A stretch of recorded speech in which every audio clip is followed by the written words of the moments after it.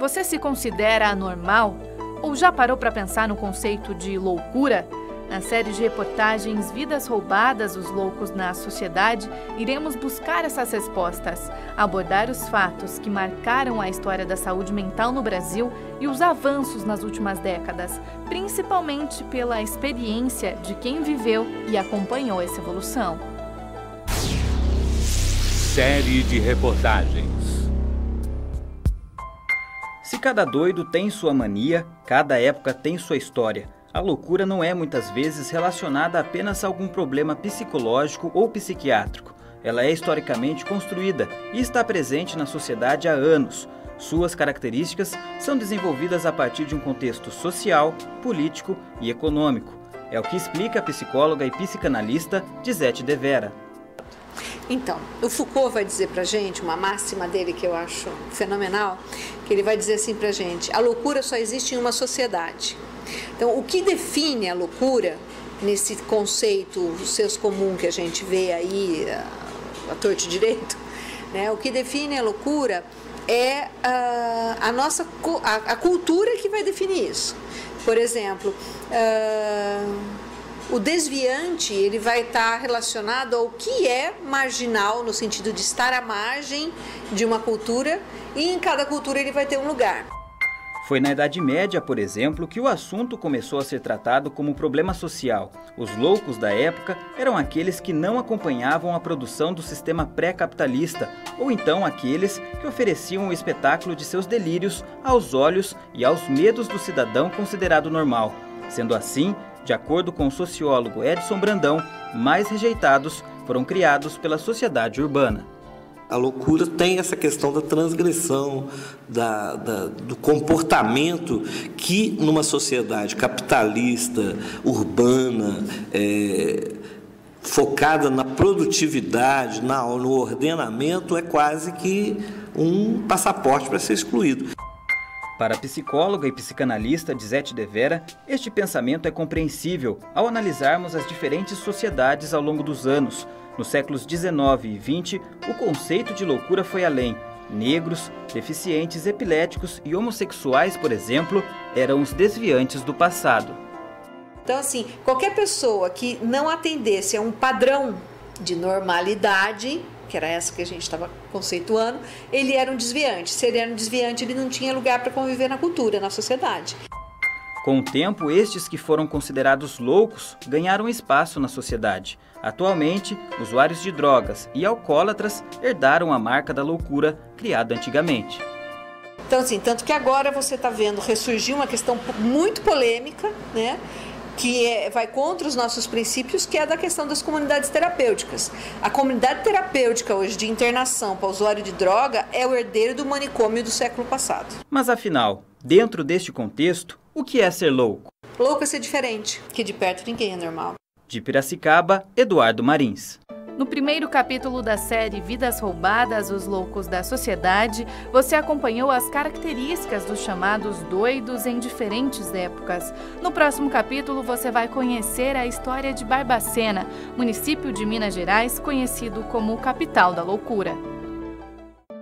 No segundo capítulo da série Vidas Roubadas, os loucos da sociedade, você vai conhecer a história da instituição que marcou o processo de saúde mental no país, o conhecido Hospital Colônia.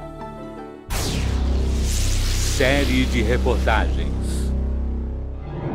Os pátios eram enormes, gelados e sem condições de receber o nome de hospital. Pacientes deitados, outros de cócoras e alguns até vagando. No interior dos pavilhões, o cheiro não penetrava apenas pelas narinas, era sentido na pele. Loucos ali era a minoria. O ser diferente foi o passaporte para essa realidade. O historiador Edson Brandão confirma as características que marcaram o hospital como um local onde homens, mulheres e crianças perderam a identidade, em um campo de concentração chamado Colônia. Esse era o cenário, uma grande cidade desenhada para conter os indesejados lá dentro, que a gente genericamente aqui vai chamar de louco.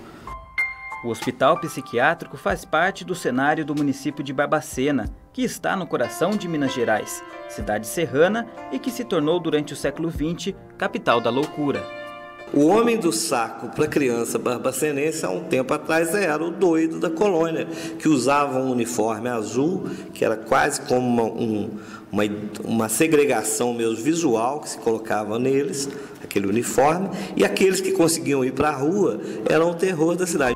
Mas esta história de Barbacena não ficou apenas nas ruas da cidade. Ela foi descrita também nas páginas do livro Holocausto Brasileiro, produzido pela jornalista mineira Daniela Arbex.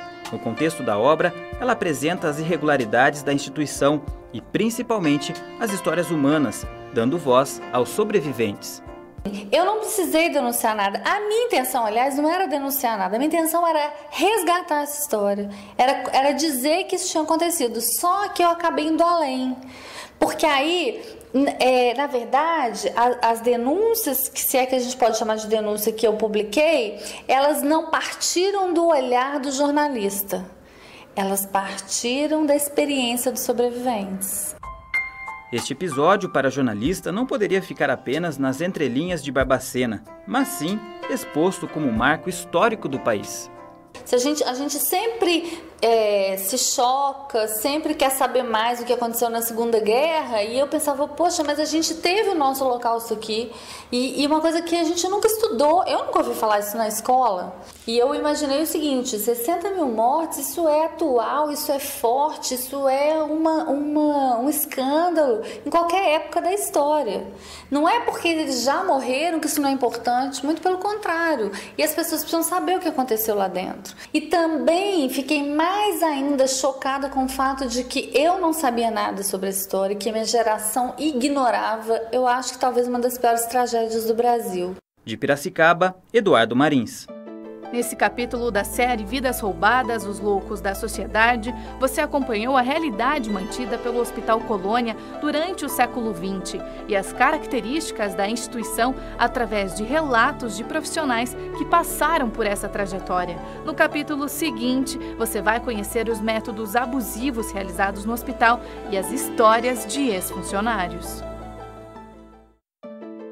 O capítulo 3 da série de reportagens Vidas Roubadas, os Loucos da Sociedade, traz depoimentos de figuras importantes que ajudaram a compor a história do Hospital Colônia, local que foi considerado um dos maiores hospícios da América Latina durante uma década e teve como marca sua forte características por métodos abusivos. Na época, como parte da rotina, os maus tratos começavam com a chegada do paciente. Em condições precárias e sem saber o destino, os internos lotavam os vagões do então conhecido Trem dos Doidos.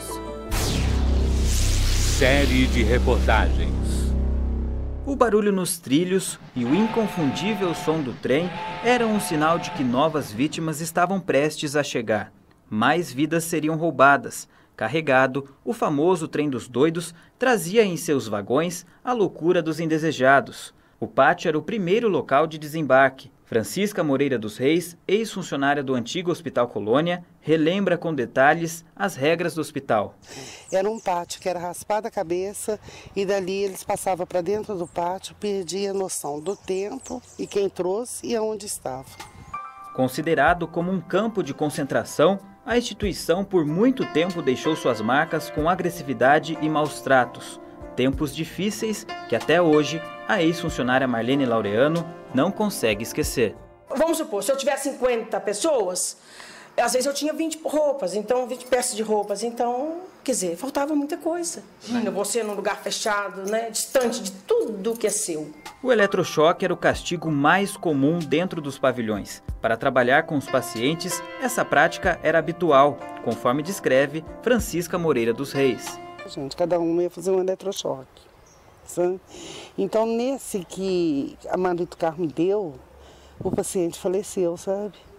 Ele já estava com baixa imunidade, né?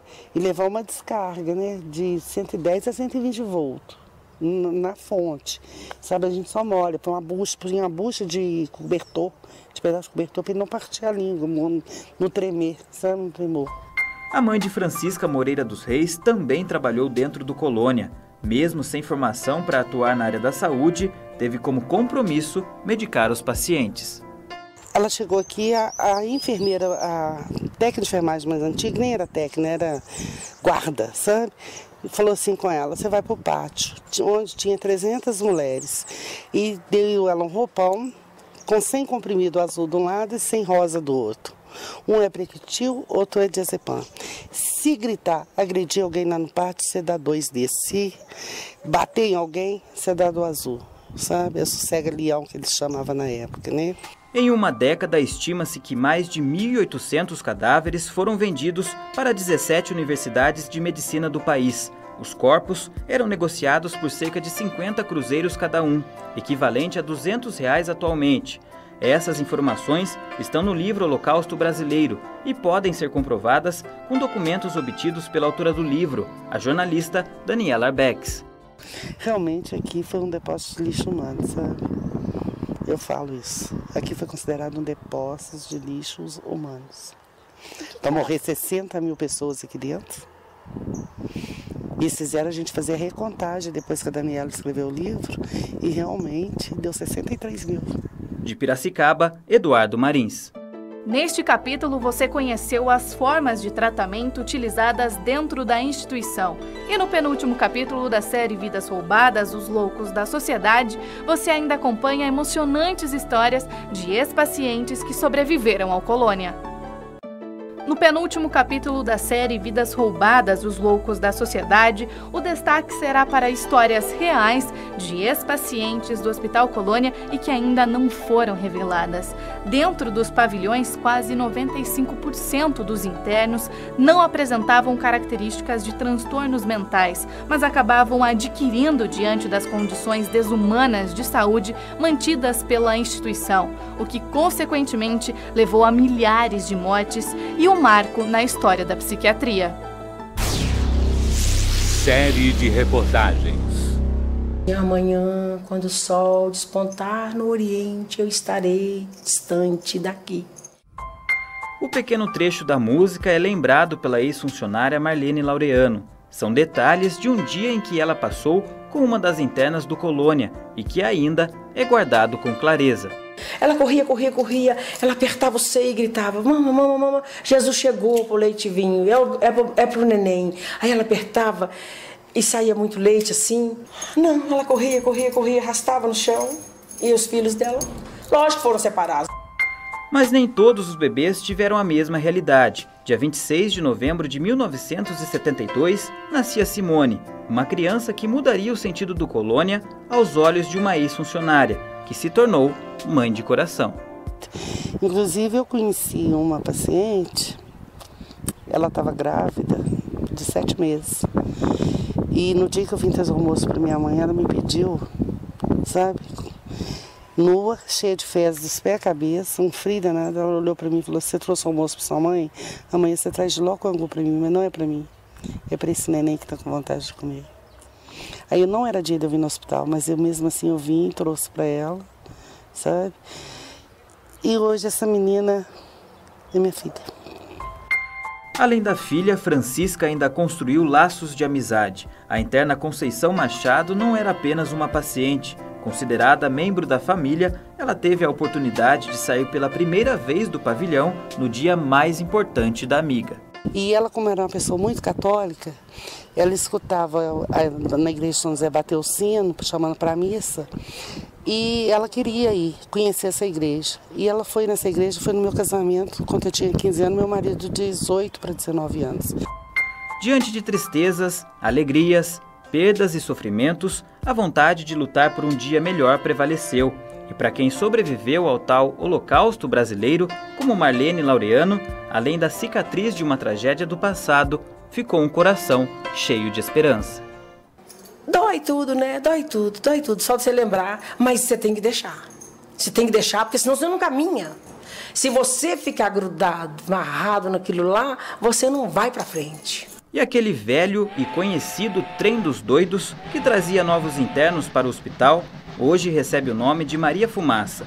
Nos vagões, os passageiros continuam, mas o destino já não é mais o mesmo. O trem de hoje é um trem maravilhoso, é o trem da alegria, é o trem da paz, né? É o trem de novos horizontes. Não é aquele trem que chegava, parava e você não sabia para onde ia mais. De Piracicaba, Eduardo Marins. Neste capítulo, você ouviu revelações marcantes de ex-funcionários que conviveram com sobreviventes, personagens reais que tiveram suas vidas transformadas. No quinto e último capítulo da série Vidas Roubadas, Os Loucos da Sociedade, você vai saber como foi o desenvolvimento e como está a atual situação da saúde mental no país. No quinto e último capítulo da série Vidas Roubadas, Os Loucos da Sociedade, você acompanha como está a situação da saúde mental no país nos dias de hoje e a trajetória da luta antimanicomial, com destaque ao primeiro modelo de tratamento indicado pela reforma psiquiátrica adotado na cidade de Rio Claro, interior de São Paulo. Série de reportagens. Os métodos abusivos e as diversas formas de tratamentos repassadas aos pacientes de saúde mental foram as características que impulsionaram o desenvolvimento da chamada reforma psiquiátrica. O começo de uma possível mudança despertou na metade da década de 70, durante uma reunião com profissionais da área. Depois de alguns anos, o movimento passou então a ser conhecido como luta antimanicomial, conforme explica o psicólogo e membro do movimento, Rodrigo Fernando Pressoto. O movimento de luta antimanicomial, ele teve sua raiz muito a partir da primeira conferência nacional de saúde mental que aconteceu em Bauru, em 1987, e dentro desse contexto, o que acontecia? Até então, o movimento de reforma psiquiátrica, que era protagonizado principalmente por trabalhadores e setores mais progressistas da nossa sociedade, trazia a crítica ao modelo dos hospitais psiquiátricos, mas numa perspectiva de humanizar o hospital. Segundo o psicólogo, membro da luta, o objetivo do movimento é defender os direitos das pessoas portadoras de transtornos mentais, por meio de políticas de saúde pública e serviços. A diretriz da luta antimanicomial hoje em dia é a efetiva implantação das políticas de saúde mental em todos os municípios do Brasil e o fechamento nos hospitais psiquiátricos que ainda restam no nosso país.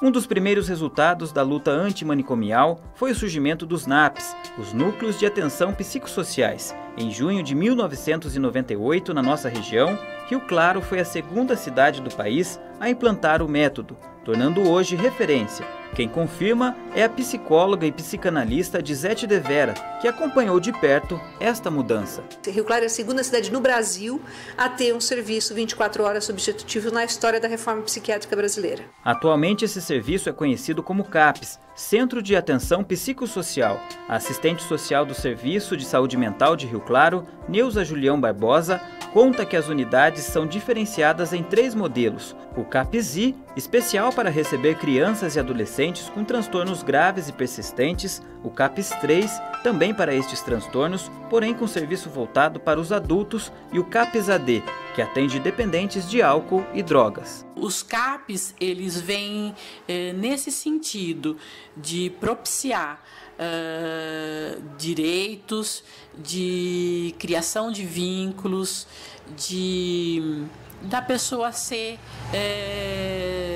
ator mesmo, de ser sujeito, de poder conduzir a sua vida, mudar a sua história, ressignificar a sua história ou significar a sua história, né? Dele ser independente, dele ter autonomia, enfim, de ser cidadão, De Piracicaba, Eduardo Marins. Você ouviu a série de reportagens Vidas Roubadas, Os Loucos da Sociedade. Nela você pôde conhecer fatos que marcaram a história do país na área da saúde mental. Relatos de ex-funcionários do Hospital Colônia, instituição que matou mais de 60 mil pessoas no século passado. Os progressos e objetivos da luta antimanicomial, além dos serviços que hoje são prestados. A série de reportagens Vidas Roubadas, Os Loucos da Sociedade é um trabalho realizado pelos alunos do 8º semestre do curso de jornalismo da Unimep. Locução e apresentação Larissa Israel e Luiz Veloso, reportagens Eduardo Marins, edição Otávio Baquim, roteiro e direção Eduardo Marins e Larissa Israel, Orientação, professora Luciane Ribeiro do Vale. Agradecimentos a Edson Brandão, Daniela Arbex, Marlene Laureano, Francisca Moreira dos Reis, Gisete De Vera, Rodrigo Pressoto, Nilza Julião Barbosa, Vinícius Guarnieri e Rafael Melo. Série de reportagens.